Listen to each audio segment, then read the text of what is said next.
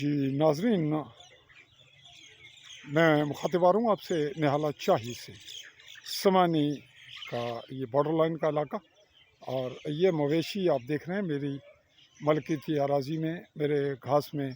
مصروف عمل ہے ناجائز قابضین کے، اور اس جانب یہ کمرہ میرا ہے، اور یہ بھینسیں بڑی تعداد میں میری اراضی میں ملکیتی اور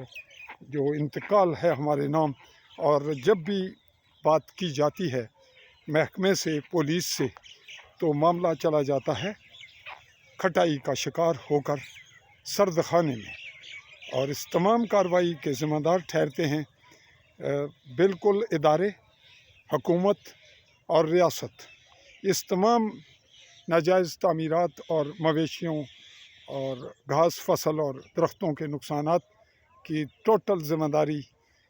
سرکاری اداروں، حکومت ریاست جموں کشمیر جو آزاد کشمیر کہلاتی ہے، ان پر عائد ہوتی ہے. اور یہ تمام لوڈ میرا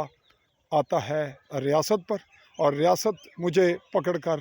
دیتی ہے جیل میں، مجھ پہ کرتی ہے مقدمے، اور میرے سچ کے ساتھی مجھے کہاں کہاں نظر آئیں گے کہاں نہیں، یہ سلسلہ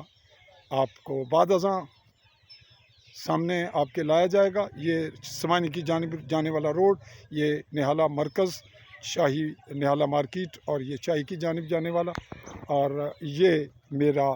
بالکل یہاں ساتھ یہ میرا ریزیڈنس. تو اسی پہ آج کا یہ کلپ وائنڈ اپ کرتے ہوئے چاہوں گا اجازت. اگلے مرلے پھر آپ سے اسی قسم کی ہوگی بات،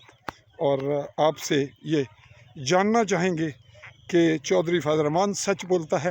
یا کوئی اور ہے، تو اسے سامنے لائیں، کوئی سچائی پہ مبنی معاملہ بتانے والا. یہ میری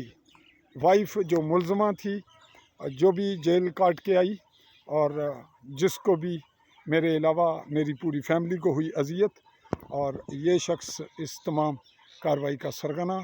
راجہ محمد زمان والد علی بہادر خان. تو یہ بچہ اب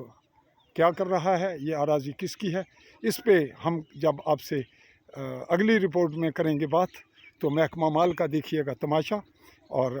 سب divisional magistrate D C Bhimber کرتے ہیں کیا، اور پھر پولیس کیا کرتی ہے، یہ بھی آپ کو اسی وقت بتائیں گے.